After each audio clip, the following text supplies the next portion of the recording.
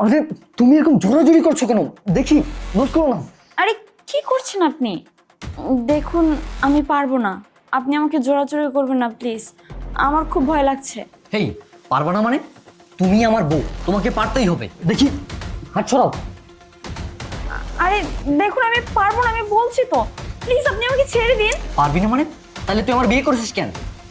দেখুন আমি এই বিয়েতে রাজি ছিলাম না, আমার মা বাবা আমাকে জোর করে বিয়ে দিয়েছে। কি জোর করে বিয়ে দিছে মানে? হ্যাঁ, কবুল বলার সময় মনে ছিল না? কবুল বলার সময় তো ঠিকই কবুল বলি। প্লিজ দেখুন, আপনি আমার সাথে জোরাজোরি করবেন না, আমি পারবো না। পারবি না মানে? পারতে তো তোকে হবেই। বিয়ে করছিস কেন? আমি ফ্রেশ হয়ে আসতেছি, তারপর তুই পারবি না কিভাবে আমিও দেখতেছি। বয় 2 মিনিট।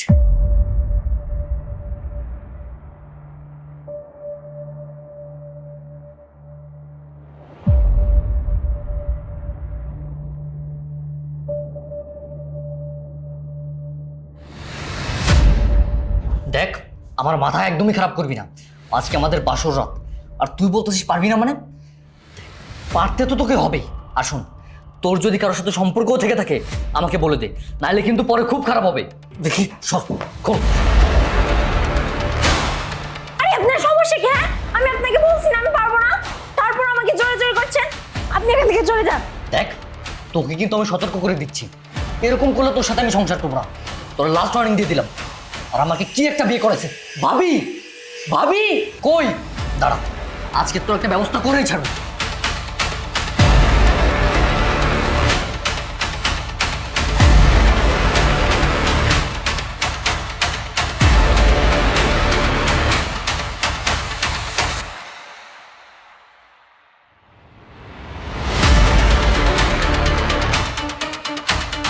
মা, আসো, তাড়াতাড়ি আসো, আমার মাথা খারাপ হয়ে গেছে। এই দেখো, এই মেয়ের সাথে আমি আর সংসার করবো না মা। তুই এসব কি বলছিস বাবা? আজকে তোদের আনন্দের দিন, সবে মাত্র বিয়ে হয়েছে, আর তুই বলছিস সংসার করবি না? তোবা তোবা তোবা, অলক্ষণে কথা মুখে আনিস না বাবা। বোমা, কি হয়েছে? মা আসসালামু আলাইকুম। কিছু হয়নি তো মা? ওয়ালাইকুম সালাম। বোমা, কি হয়েছে তোমাদের মধ্যে? ঝামেলা কিসের জন্য? না না মা, কিছু হয়নি তো। আপনার ছেলে ওই যে রাগ করে চলে গেল। কি রে বাবা, আজকে তোদের বিয়ে হয়েছে, আজকে তোদের বাসর রাত, আজকে যদি এভাবে রাগারাগি করিস তাহলে সারাটা জীবন কিভাবে থাকবি? রাগারাগি কি নিয়ে তুমি শুনতে চাও? তোমার আমি কি বলবো? তুমি মা। ভাবি কই? ভাবি, এই ভাবি, দাঁড়া, তোর ব্যবস্থা করতেছি আমি। আরে বাবা, কি হয়েছে আমাকে খুলে বল, না বললে আমি বুঝবো কিভাবে? মা আপনি চিন্তা করবেন না, তেমন কিছু হয়নি, অনেক রাত হয়েছে, আপনি গিয়ে শুয়ে পড়ুন। তোমার এসব কোনো কিছু শুনতে হবে না, তুমি যাও, ভাবিকে পাঠাও, ভাবির সাথে আমি সব কিছু বলবো। আর না হয় এই মেয়েকে আজকে রাতেই ডিভোর্স দিয়ে দিব। যাও। বাবা, তুই আমার একটা মাত্র ছেলে, আজকে বিয়ে করেছিস, আজকে যদি বলিস ডিভোর্স দিয়ে দিবি, ব্যাপারটা কিরকম দেখায় না? কোথায় তোরা আজকে মিলেমিশে সুন্দরভাবে চলবি, তা না করে তোরা ভেজাল করছিস।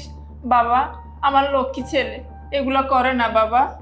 মা, তোমারে না বললাম যাইতে, বললাম না ভাবিকে পাঠাইতে, তুমি এখনো ওইখানে দাঁড়ায় আছো। তোমাকে এসব কথা বলা যাবে না, ভাবিকে পাঠাও, তাড়াতাড়ি যাও। আচ্ছা বাবা, আমি যাচ্ছি। বোমা, আমার ছোট ছেলে একটু রাগী, তবে মনটা খুব সহজ সরল, তুমি কিছু মনে করো না, একটু মানিয়ে নাও। হ্যাঁ হ্যাঁ মা, সমস্যা নেই, আপনি যান। আচ্ছা ঠিক আছে বোমা। আর তাড়াতাড়ি যাও, ভাবিকে পাঠাও। আচ্ছা আপনি আমার সাথে এমন করছেন কেন? আমাকে একটু বোঝার চেষ্টা করেন, আমিও তো একটা মানুষ, তাই না? বুঝার চেষ্টা? কি বুঝার চেষ্টা করবো? হ্যাঁ, আজকে আমাদের বাসরাত, তুমি আমার স্ত্রী, আমি তোমার হাজবেন্ড, আর বাসরাতে তুমি আমাকে টাচ করতে দিচ্ছ না, তো আমি আর কি করবো? পারবো না আমি তোমার সাথে এভাবে থাকতে। ভাবি আসুক, তারপর তোমার সাথে একটা সিদ্ধান্ত করতেছি। আসে না কেন ভাবি? আরে কি করছেন আপনি এসব? এত রাত্রে ভাবিকে কেন ডাকছেন? তাছাড়া আমিও তো চেষ্টা করছি, আমাকে একটু বোঝার চেষ্টা করেন, আমি তো আপনাকে দিতে পারছি না। আচ্ছা ঠিক আছে, আমি তোকে লাস্টবারের মতো আর একটা সুযোগ দিচ্ছি, তারপর যদি না হয় তোর সাথে ব্রেকআপ। আচ্ছা তুমি এখানে বসো, আমি মাকে ডেকে নিয়ে আসি, একসাথে নাস্তা করব। মাকে নিয়ে নাস্তা করবো? মা, মা কোথায়? আরে রাজু, তুমি এখানে একা একা? নতুন বিয়ে করেছো, বউ কোথায়? ওই মাকে আনতে গেছে। আর বসো তুমি। কালকে যে তোমাকে রাত্রে এত ডাকলাম, কই ছিলা তুমি? কেন এত রাতে আমাকে কেন ডাকছো? আর আমি তো কালকে ঘুমিয়ে গেছি, কারণ অনেক টায়ার্ড ছিলাম তো, সারাদিন কাজ করছি অনেক। আচ্ছা ঠিক আছে ভাবি, নাস্তা করে তুমি আমার রুমে আসো, তোমার সাথে আমার কথা আছে। মা আসেন, আপনাকে ছাড়া কিভাবে খাই বলেন? বসেন এখানে। বৌমা, আমি তো কাজ করতেছি। আচ্ছা আগে খেয়ে নিন, তারপর কাজ করা যাবে। বসেন। আমার লক্ষ্মী বৌমা। মা বসো তুমি। হ্যাঁ আমি নাস্তাগুলো নিয়ে আসি। আচ্ছা ঠিক আছে মা। মা, নতুন বৌমা পেয়ে তো আমাকে একদম ভুলেই গেছেন। না বড় বৌমা, তোমরাই তো আমার সব। নতুন বিয়ে হয়েছে তো কাজকর্ম তো শিখাতে হবে, তাই না?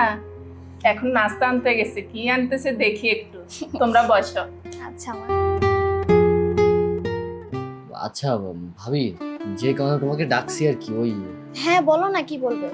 গতকালকে রাতেই তোমাকে বলতে চেয়েছিলাম, কিন্তু তুমি তো ঘুমিয়েছিলে, কিছুই বলতে পারিনি। হয়েছে কি জানো?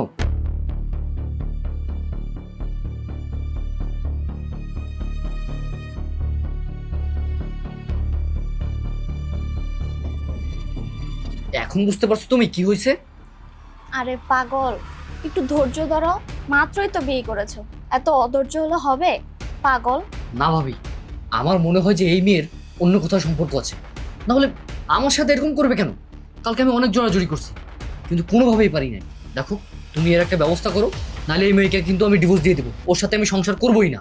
আচ্ছা রাজু, তুমি এগুলো নিয়ে চিন্তা করো না, আমি দেখছি কি করা যায়। আমাকে যে কোনো একটা সিদ্ধান্ত জানাও খুব তাড়াতাড়ি। গেলাম আমি। আচ্ছা তুমি চিন্তা করো না এগুলো নিয়ে। আরে মায়া, কি করছো? ভাবি কিছু করছি না, এমনি। রাজু এসব কি বলছে? কি হয়েছে তোমাদের মধ্যে? কই ভাবি, তেমন কিছুই না, এমনি। দেখো, আমার কাছে লুকিয়ে কোনো লাভ নেই। রাজু আমাকে সবকিছুই বলছে, আর ও তোমাকে সন্দেহ করছে, বলছে তোমার নাকি অন্য কারোর সাথে রিলেশন আছে। না ভাবি, তেমন কিছু না। আসলে আপনাকে কিভাবে যে বলি। আরে পাগল, কি হয়েছে আমাকে খুলে বলো। আজকে 3 দিন হয়ে গেছে তোমাদের বিয়ে হয়েছে, অথচ তোমাদের মধ্যে কোনো শারীরিক সম্পর্ক হয়নি। তুমি সবকিছু আমাকে খুলে বলো। মানে ভাবি, কিভাবে যে বলি।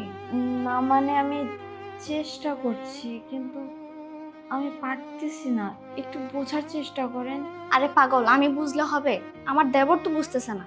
আর দেখো, ও বিষয়টা অন্যভাবে নিচ্ছে, ও তোমাকে সন্দেহ করতেছে যে তোমার অন্য কোথাও সম্পর্ক আছে। আর দেখো, তোমরা একটু মানিয়ে নাও না, ওকে একটু বোঝানোর চেষ্টা করো। দেখো, এগুলা তোমরা নিজেদের মধ্যে সমাধান করো, এগুলো যদি বাইরের মানুষ জানে কি বলবে বলো তো? আচ্ছা তুমি তাহলে থাকো, আমি আসি। আচ্ছা ঠিক আছে ভাবি।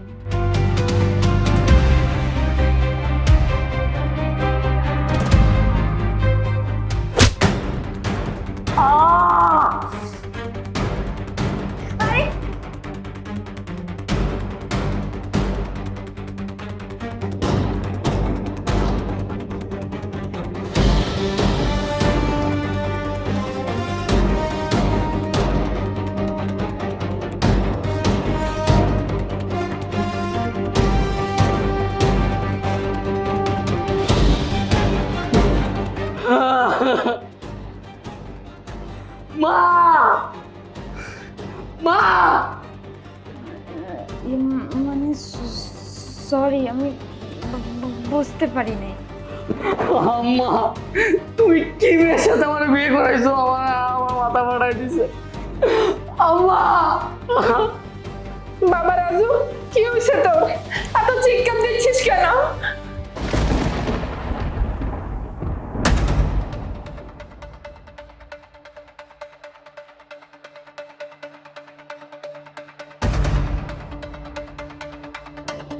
বাবা রাজু, কি হয়েছে তোর?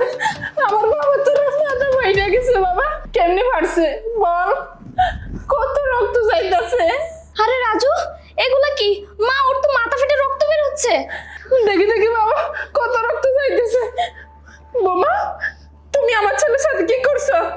আমার ছেলের মাথা ফাইটে গেছে। বড় বোমা, আমার ছেলের হসপিটালে নিতে হবে, একটা সিএনজির ব্যবস্থা করো মা। হ মা, আমি এক্ষুনি কল দিতাছি। হ্যাঁ সুমন ভাই, কই আপনি? ভাই আপনি একটু গাড়িটা নিয়ে তাড়াতাড়ি আসেন, আমরা রাজুর মাথা ফাইটা গেছে, এক্ষুনি ডাক্তারের কাছে নিতে হবে, অনেক রক্ত বেরিতেছে। আপনি তাড়াতাড়ি আইয়েন। আচ্ছা ঠিক আছে মা, আইতাছে। বোমা তাড়াতাড়ি ধরো, হ্যাঁ মা, গেটের সামনে নিয়ে ওঠো যাও। রাজু, সাবধানে সাবধানে দেখো।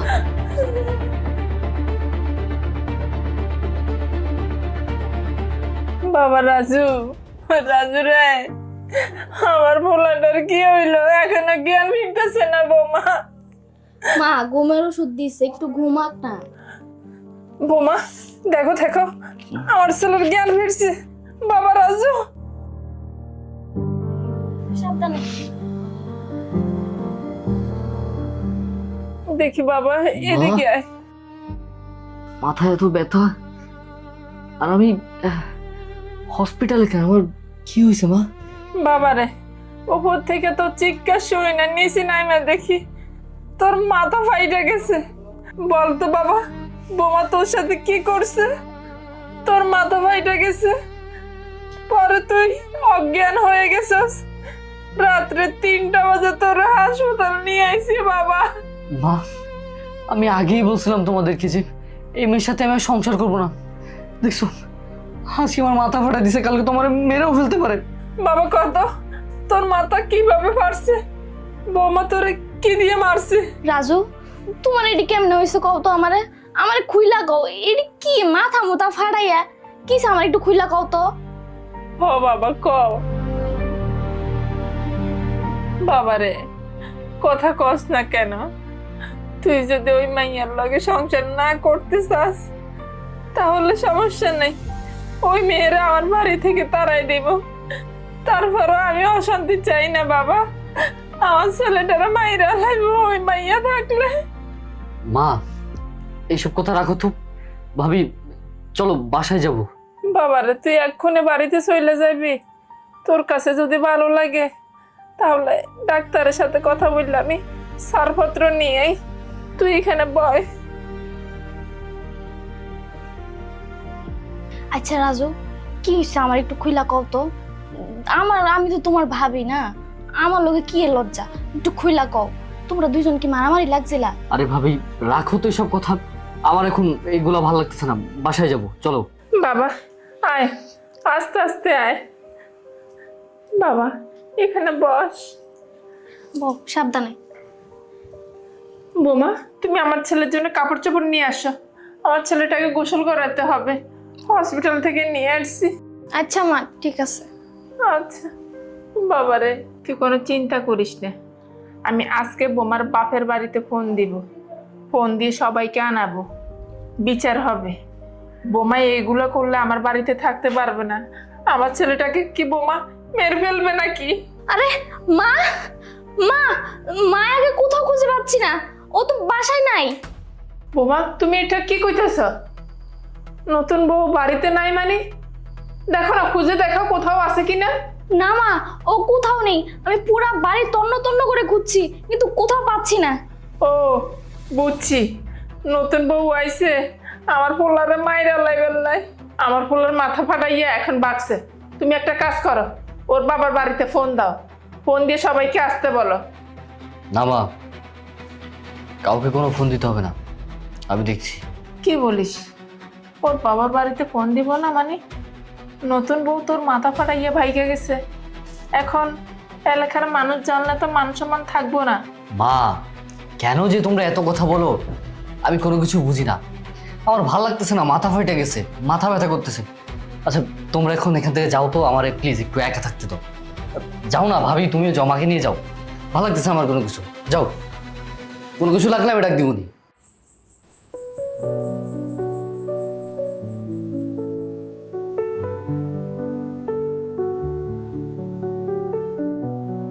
কোথায় গেল এত রাত্রে মায়া? আর এত রাত্রে তো বাবার বাড়িতেও যাইতে পারবে না, গেল কই? মায়া, মায়া কোথায় তুমি? মায়া, মায়া, কিরে তুমি এইখানে? বেরিয়ে আসো, এদিকে আসো। এত রাতে তুমি জঙ্গলে কি করতেছো? দেখি, আসো। আরে আসো না, তুমি এত রাতে এখানে কি করো? দেখো রাজু, আমি বুঝতে পারিনি যে আমার কারণে তোমার মাথাটা এইভাবে ফেটে যাবে। বিশ্বাস করো, আমি বুঝলেও কখনো তোমাকে এইভাবে ধাক্কা দিতাম না। তাছাড়া ভুলটা আমারই, আমি তোমাকে পরিপূর্ণভাবে সুখ দিতে পারছি না। তাছাড়া আমাদের যেদিন বিয়ে হয়েছে বাসর রাত্রে তুমি আমাকে বলেছিলে যে তুমি আমাকে ডিভোর্স দিয়ে দিবে। বাসর রাত্রে তুমি যদি আমাকে ডিভোর্স দিয়ে দিতে, এলাকার লোক অনেক কথা বলতো, আমি এলাকায় মুখ দেখাতে পারতাম না, আমার ফ্যামিলিও দেখাতে পারতো না। তার জন্য আমি এতদিন চুপ ছিলাম, কিন্তু আমি তো তোমাকে পরিপূর্ণভাবে সুখ দিতে পারছি না। তুমি একটা পুরুষ মানুষ, তোমারও তো একটা চাহিদা আছে। তাই আমি ভাবছি আমি কালকে চলে যাব, কারণ আমি তোমার জীবনে আসার পর থেকে একটা না একটা প্রবলেম হচ্ছে। আর আমার তো কোনো অধিকার নেই যে তোমার এত সুন্দর জীবনটা এভাবে নষ্ট করে দেওয়া। তুমি প্লিজ আমাকে ভুল বোঝো না। দেখো মায়া, আসলে আমিও বুঝতে পারছি না যে ভুলটা এখানে কার, আমার নাকি তোমার। আর তাছাড়া তুমিও তো চেষ্টা কম করছো না, আর আমিও তো চেষ্টা কম করছি না। তাই আমার মনে হয় কি যে আমরা দুজনেই ভালো একটা ডাক্তারের পরামর্শ নিই, কার সমস্যা ওইখানে গেলেই বুঝতে পারবো। রাজু, তুমি আমার জন্য এত কষ্ট করবে? দেখো মায়া, তুমি আমার স্ত্রী, তোমার জন্য আমি এতটুকু করতেই পারি। আর কোনো পরামর্শ ছাড়াই যদি আমাদের ডিভোর্স হয়ে যায়, তাহলে তো মানুষ এটা ভালো চোখে দেখবে না। আচ্ছা, রাত অনেক হয়ে গেছে, তুমি জঙ্গল ঘুরতেছো কেন? আসো, বাসায় আসো। হ্যাঁ রাজু সাহেব, আপনাদের এই সমস্যাটার রিপোর্টগুলো আমি খুব ভালোভাবে দেখেছি। আপনাকে একটা কঠিন সত্য মেনে নিতে হবে। আপনার স্ত্রীর শারীরিক গঠন ও হরমোনজনিত সমস্যার কারণে আপনারা দুজন দাম্পত্য জীবনে স্বাভাবিকভাবে জীবনযাপন করতে পারছেন না। মানে আপনি কি বলতে চাচ্ছেন ডাক্তার? আমি তো কিছুই বুঝতে পারছি না, একটু বুঝিয়ে বলুন না। আসলে রাজু সাহেব, ডাক্তারি ভাষায় এটাকে বলে যে তৃতীয় লিঙ্গের বৈশিষ্ট্যের সমতুল্য। এটা আসলে একটা অস্বাভাবিক সমস্যা, যেটা আপনাকে মেনে নিতেই হবে। তবে এটা যদি ছোটবেলায় বাবা মা চিকিৎসা করাতেন, তাহলে হয়তো খুব স্বাভাবিকভাবে সমস্যাটা সমাধান করা যেত। তারপরেও আমি নিশ্চিত করতে পারছি না যে এটা পরিপূর্ণ সুস্থ হবে বা স্বাভাবিক একটা জীবনযাপন করতে পারবে বা উনি একজন মা হতে পারবে। তো সেক্ষেত্রে ডিসিশনটা আপনারা ভেবেচিন্তেই নেবেন। আচ্ছা ডাক্তার সাহেব, চিকিৎসা করাতে কত টাকার মতো খরচ যেতে পারে? খরচ কম হবে না, অনেক টাকাই খরচ করতে হবে। তবে বিভিন্ন ডাক্তার, বিশেষজ্ঞ, বিভিন্নভাবে তাকে সার্জারি করাতে হবে, বিভিন্নভাবে ট্রিটমেন্ট নিতে হবে, সেটা আসলে এখন বলা যাচ্ছে না।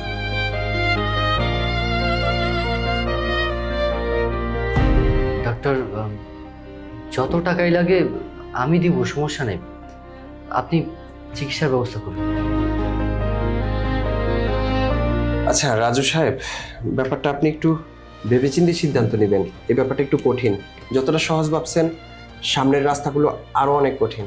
ডাক্তার সাহেব, সহজ পথ হলেই তো সবাই পাশে থাকে, আর কঠিন সময় যে মানুষটা হাত ছেড়ে দেয় সে আসলে স্বামী না।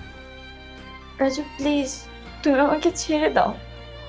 আমি চাই না তুমি আমার জন্য এইভাবে দুঃখে দুঃখে মরে যাও। প্লিজ তুমি আমাকে ছেড়ে দাও। চুপ করো মায়া, তুমি কান্না করো না, দেখবা সব ঠিক হয়ে যাবে। ডাক্তার সাহেব বললো না যে চিকিৎসা করালে সব ঠিক হয়ে যাবে, তুমি কান্না করো না। না রাজু, এটা হয় না। আমি একটা হিজড়া তৃতীয় লিঙ্গের মানুষ, অসুস্থ মানুষ। আমি কখনো তোমাকে পরিপূর্ণভাবে সুখ দিতে পারবো না। তুমি আমাকে ছেড়ে দাও। মায়া, তুমি কি শুধু সুস্থ শরীরের জন্য আমার স্ত্রী হয়েছো? মায়া, এখানে তো তোমার কোনো দোষ নেই, তাই না? আর তোমার বাবা মা যদি আগে থেকেই জানতো, তাহলে হয়তো পরিস্থিতিটা আজকে এখানে এসে দাঁড়াতো না। শুনেন, এখন আপনাদের দুজনেরই একটা মানসিকভাবে প্রস্তুতি নেওয়া দরকার। যদি এই চিকিৎসা করতে চান, চিকিৎসা শুরু করলে দুজনকেই কাউন্সিলিং করতে হবে, দুজনকে দুজন বুঝতে হবে। হ্যাঁ, সেটা আপনাদের ব্যক্তিগত ব্যাপার। মায়া, চলো আজ থেকে আমরা নতুন করে শুরু করি। তুমি আমার স্ত্রী, তুমি আমার কাছে বোঝানো। যতদিন তুমি আমার এই হাতটা ধরে রাখবে, ততদিন আমি তোমার এই হাতটা ছাড়বো না। ডাক্তার সাহেব, আপনি চিকিৎসার ব্যবস্থা করুন, যত টাকা লাগে আমি দেব। চলো মায়া। ভালোবাসা শুধু সুন্দর দিনের সঙ্গী হওয়ার নাম নয়। ভালোবাসা হলো যেদিন পৃথিবীর সবাই ছেড়ে চলে যাবে, সেদিনও একটা মানুষ হাত ধরে শক্ত করে বলবে, আমি আছি।